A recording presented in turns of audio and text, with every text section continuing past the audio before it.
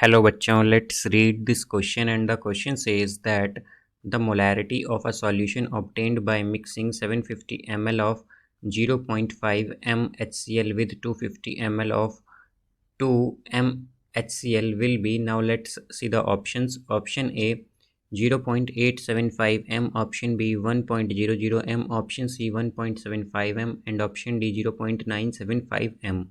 तो आइए अब इस क्वेश्चन को यहाँ पर हम सॉल्व कर लेते हैं। इस क्वेश्चन में कहा गया है कि हमें मोलैरिटी बतानी है सॉल्यूशन की।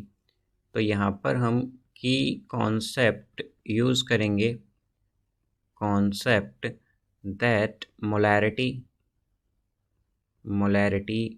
m is equal to m1v1 plus m2v2 by v1 plus v2। तो यहाँ पर m1 का मतलब होता है कि मोलैरिटी ऑफ फर्स्ट सॉल्यूशन और v1 का मतलब होता है उस फर्स्ट सॉल्यूशन की वॉल्यूम, m2 का मतलब है मोलैरिटी ऑफ सेकंड सॉल्यूशन और v2 का मतलब है यहाँ पर वॉल्यूम ऑफ सेकंड सॉल्यूशन।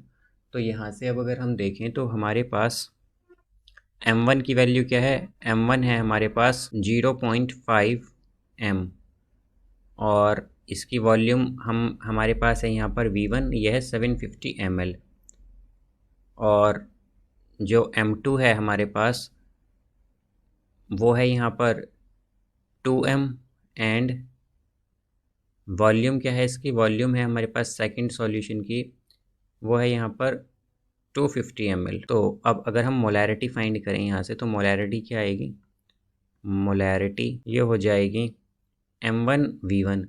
तो m1 क्या है 0.5 इंटू v1, तो v1 है 750 प्लस m2, तो m2 क्या है 2 इंटू v2 क्या है 250 डिवाइडेड बाय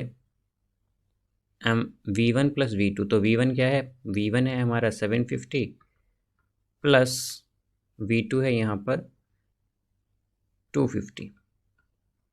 तो अब अगर अब इसे सॉल्व करें यहाँ से हम तो क्या आ जाएगा, ये होगा यहाँ से 375 प्लस 2 इंटू 250 तो क्या हो जाएगा 500 बाय 1000। तो ये यहाँ से आ जाएगा हमारे पास 875 बाय 1000 जो कि इक्वल होगा 0.875 m के।